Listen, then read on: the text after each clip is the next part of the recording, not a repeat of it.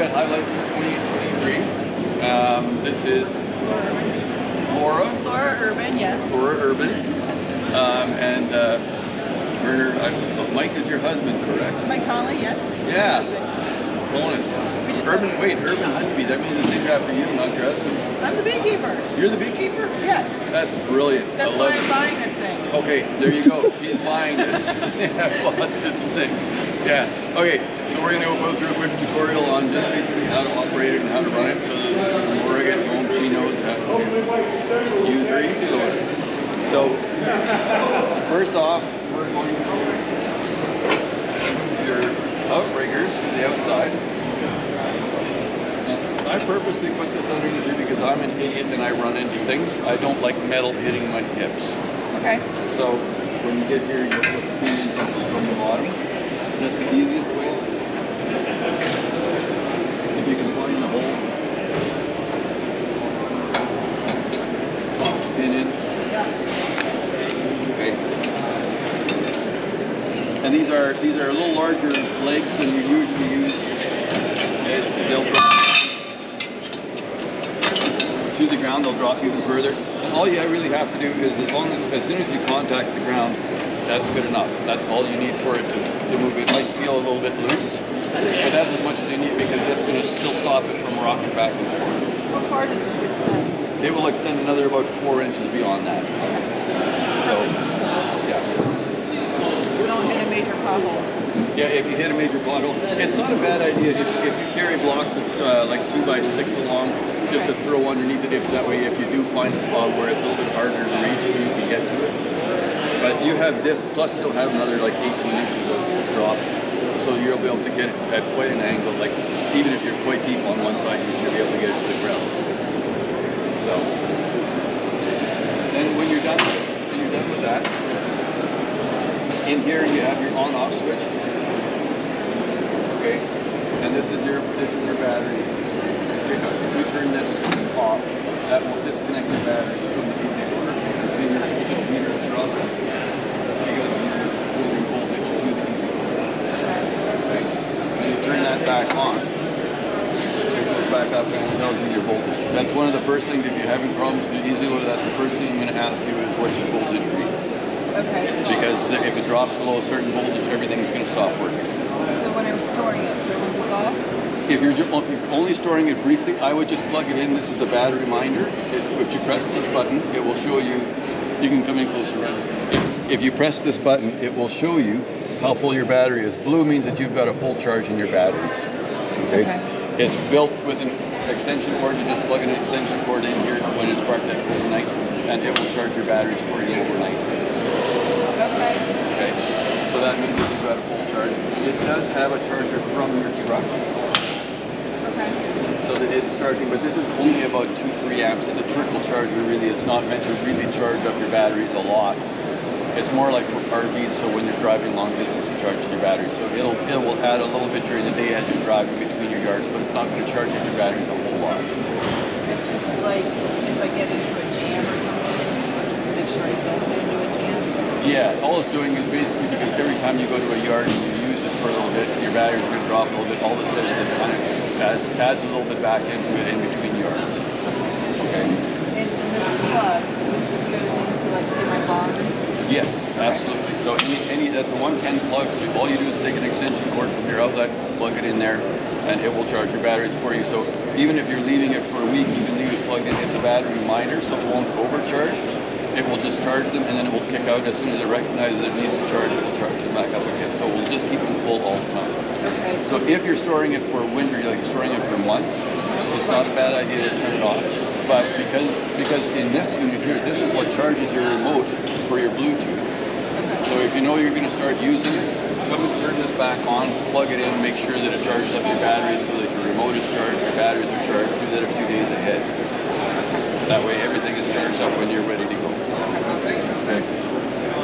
So now when you're getting to the field and you want to operate it, there's an on-off switch here. You turn that on, that will now turn the power on to the main board to tell you that to basically activate all the circuitry. So it's a good idea to turn this off while you're driving. Leave your battery on, but turn this off while you're driving. Okay. And what does it have to be? You need to basically need to have at least a minimum of 11.4 to 11.8 volts for it to operate everything. If it goes below that, it will start shutting things like your winch down, because that's a safety feature. That way you have enough power to bring it back down and stuff like that without running into major issues. Yeah. So, and if you're really in a panic, get in your truck, let your truck idle for an hour or two. It might take a while to charge it up enough to bring it back up, bring everything back down. Because at the end of the day, you don't want to run this up. You don't want to drive with it up. Absolutely, you don't want to drive with it up because that will damage the electronics in the unit. So that's and there is an emergency procedure in there on where you loosen the nuts on your hydraulics just to allow the hydraulic fluid to run out. And so there is a way to actually, by loosening in the hydraulics, you're going to have to add hydraulic fluid again at the end, but it's in the owner's manual, which I will give you. Keep that with you when you're doing it. That's an emergency only. It's like a manual override. Yeah. If I need to drain the hydraulic fluid and bring it down manually. Yeah, if you need to do it, if you have to do it manually, then that's the way to do it. So. Turn around and smile, Laura. Lisa, yeah.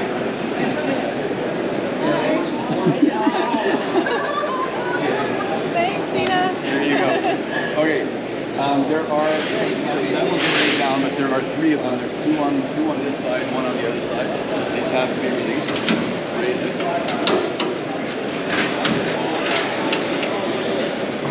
Okay. Okay. That's to make sure that you've got a mechanical connection to hold it down so it's not banging around while you're driving. It's kind of important. It is. Yeah, it is quite important. So inside here you have a light. So this little light switch can turn on.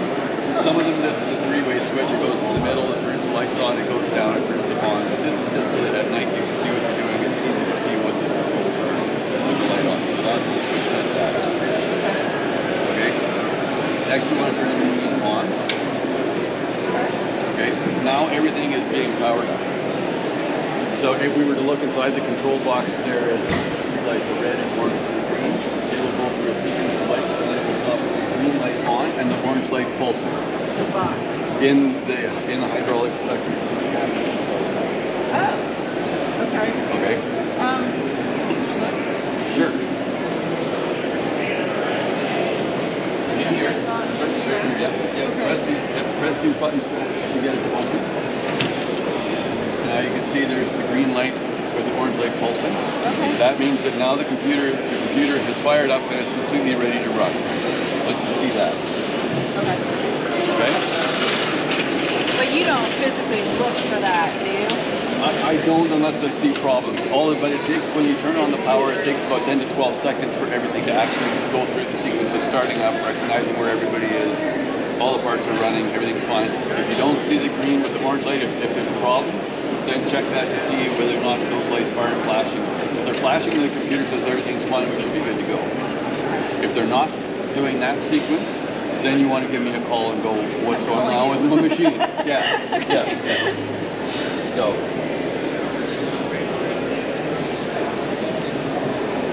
Okay, now what we need to do is we need to slack this rope because as this goes up, it's going to pinch this, right? It's going to be pulling on this. Oh, yeah. We'll unlock it first, just pulling it out, sliding it to the back. Now it's unlocked and you can pull it out.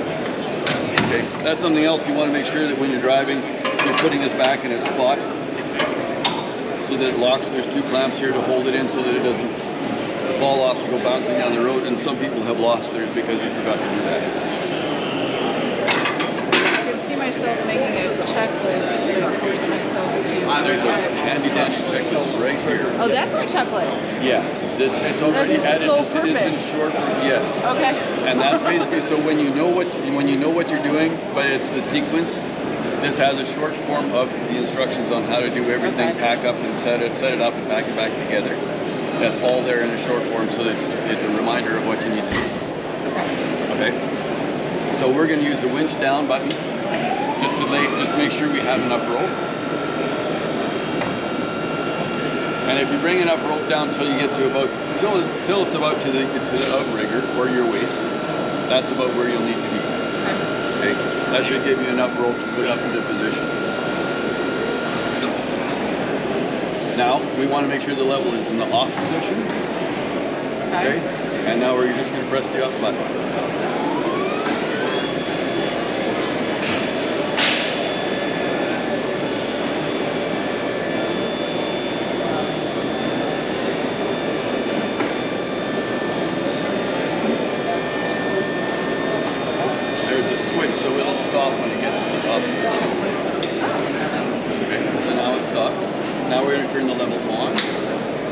press the level button. Now it has leveled itself, and now it is safe to unlock the top, which is pulling this pin and pulling this lever. Which drops that little S-shaped bar there. And now the pins just drop out from underneath the pins, so that now the entire thing is loose. So now we can use the rope to just pull it.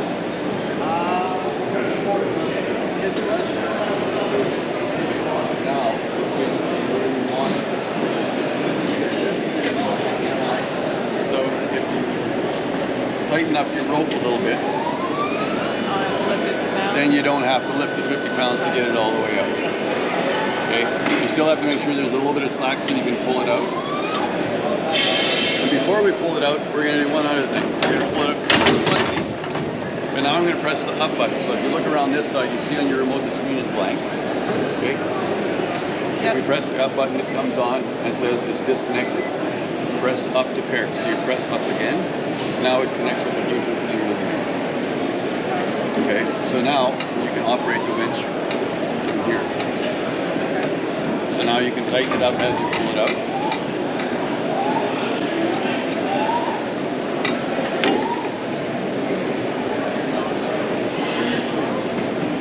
Now the easiest thing to do is press your brake.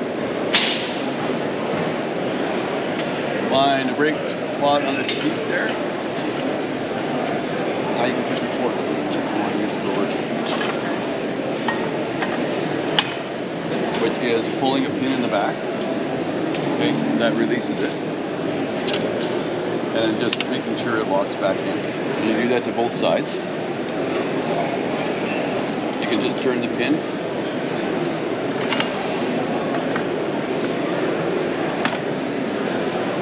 Okay, now you slide it until it locks in. Now your easy loader is ready to work.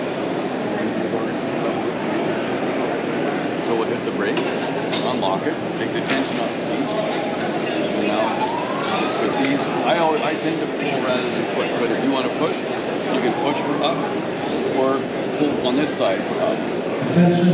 Pull on this side, or push on this side. Now it's got a weight menu on it. I'll let you again. Pressing and holding, you go through the weight menu, which is using these to go up and down the weight menu. Share it, and also you can totalize your yard. So as you take things off, you can add them up right down once at the end. Your light is here for at night when you want to move bees. There's a red light. If you move out, Is that sufficient at night to see? Yeah, because it's directly on top of you. It's always on top of you.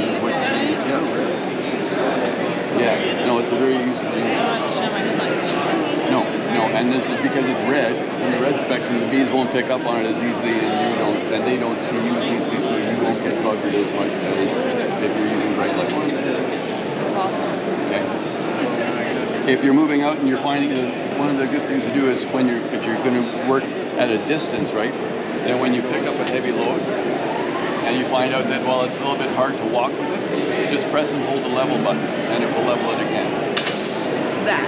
Yeah, it'll level the whole thing. And now it's level, so now you basically you can just walk with it. So I can level it from here and Or not from there. Right. Okay. So you can level it from here. The brakes and the lights are the only things that you can. The brakes, the lights, and the weights only operate from here. The level works here or there. Okay. The winch also works here or there. You said the brakes. The brake, yeah, that lock up there to lock it so that now it can't move. That's the one I was telling you before. Or if you're using the handhold taps and you want to do an inspection of a hive, right? You lower it down, you grab the box above the one you want to inspect, you crack it, you lift it up, and then you move it over and you press your brake, right? And then it stays, and it will just hang right there. You don't have to put it down on the ground. It will just stay where you left it. You can go through your inspection, you release the brake, and you put your bees back down, and it disturbs them almost nothing. Yeah, more of a house dog. I can see the benefit. Yeah. So there you go. You want to go up and down, press the buttons. Yeah. You guys do that well. Yeah. Or you push. And the up and down are just marked here. So This side has to go in, down, so however you manage that, this side has to go in or up. Yes. Well, I plan on getting it home and playing in my driveway. What are you selling? I would play with it a lot. Yeah, I'd wear those batteries out and play with it some more. Okay. So, anyways, so we're packing up. Basically, you're doing the reverse of what we did before. Sold that to too young to retire. Spent 3 years messing around. He called us to fly things like this bit.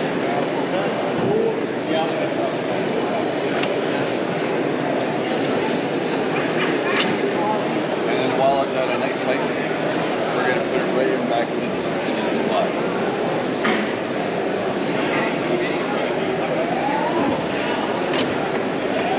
Does that light stay on? It doesn't have to, you can turn it off. Oh, okay. And do I have to remember to turn it off? When you turn the power off the machine there, it will turn the light off. Okay. So you don't absolutely have to. So now it's in place. Before we do anything else, we're going to remember to lock it. Yeah. Okay, so that's one of the first things. So now we're going to, you could have done this with the cradle out, but you can do it with the rope as well. I believe we have to get that unit back into the park position. Okay, so we're going to release the rope. If you want to do this with the cradle out before you put it in here, you can, but then you have to carry the cradle. Yeah. So we're going to push that in, that raises that S bar, make sure it's locked. Now we'll push it into its place.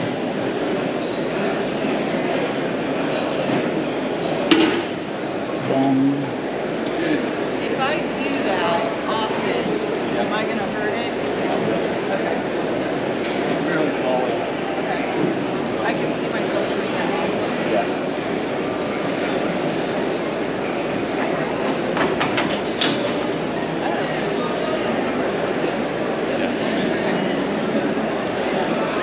So now we can take a little bit of slack out of the cable now, if you want to. But what we're going to do to bring the whole thing back down into position is we're going to turn the level off. And then you're going to press the level button and pull down. And it's going to find, it uses the proximity sensors to find where the home position is. And then once it finds the home position, it'll just start coming down. As soon as it does, you can keep your finger on the down button. You need to keep your finger on the down button, but you can release the level button. Okay? Yeah. What if I forget to push the level button? It's not going to do anything. Okay. Perfect. Okay? And if you got your off, if you got the level on, it also won't do anything even if you do this, because all you're doing here is leveling it. Okay. So Right. it's floor approved. Okay. Pretty much. So we turn the level off, and when we do this, if it misses the proximity sensor or it's going the wrong way and you go, wait, that's too far, just let go of the down button, and then do it again. It'll go the opposite direction and find the proximity sensors. Okay. So press the level off, press the level button, pull the down button. Now we can let go of this, and just make sure that the rope is over the top.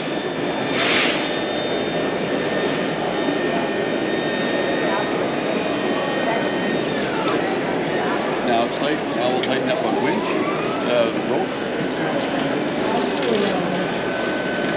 Lock it in place.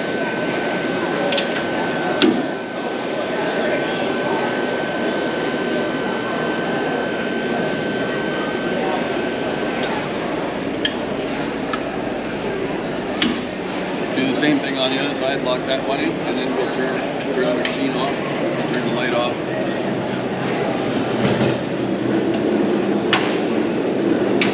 Off in there, and now once you're up rigging the arm lights, you're ready to drop. And you're going to have this on YouTube so I can watch it? Yeah, we'll put this on YouTube. And like